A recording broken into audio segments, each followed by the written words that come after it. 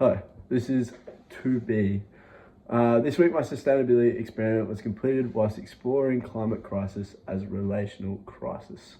As a household, we have sent a bag of clothes to Salvo and also encouraged another housemate to clear his wardrobe. This was challenging as he couldn't be bothered in his words. Now with the lids, the bins are easily identified and housemates are correctly throwing away rubbish. This includes green waste particularly. It's actually inspired someone to mow the lawns and dispose of green waste. We've built our own worm farm in the back garden where housemates and I have begun to compost. It's been an activity where I've actually learnt lots about the types of food scraps you can actually compost, such as tea bags and coffee grounds.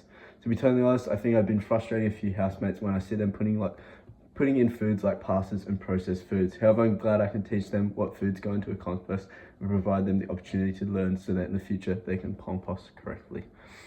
All of these sustainability experiments we are completing as a household is reducing our own individual impact on the climate crisis. Western world views have influenced us to buy whatever produce from the supermarkets, shop for the best and newest clothing items, and throw away whatever items into the rubbish. My housemates are definitely aware of some of the key threats, however they may not be aware of the 4 characteristics. When we were cleaning the garden last week, I showed them the Stockholm Resilience Centre's graphic, referring to the 9 large-scale planetary tipping points with them. They were amazed that we have actually crossed 6 by 2023. Then I told them what both concepts of the urgency argument according to Ted Soles suggest. One housemate who really wasn't happy about having to remove the weeds in the garden actually said, "I feel so much better about myself now that I'm going to be eating my own fresh produce." He even made a bit of a joke saying, "I won't be posing serious harm to others now." As a household, we're engaging in default interventions by shaking up all of our thought patterns, habits, and institution rigidities, engaging in the emergency management as we will reduce the next tenant's carbon footprint and hopefully encourage whoever we all live with next year to do so. However, this has personally made me question. Western worldviews from European settlers destroyed traditional indigenous worldviews and disregarded the way of living with the land. Do people today need to be able to see and engage with a more than human world style of living shown from governments?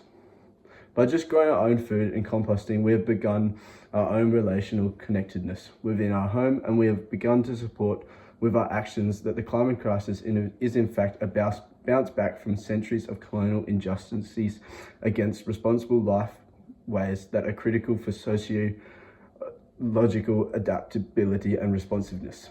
These responsible life ways are the Indigenous ways of living, and I want to try and integrate the more Indigenous ways of living in my experiment moving forward. In the next week, we are going to be planting the vegetables. This is moved to Sunday, where I'll share a video of my housemates and I are planting food for next year. I've also ordered a skip bin for Sunday where we'll remove all the rubbish that is from past tenants, tradies, and unreusable materials. Thank you.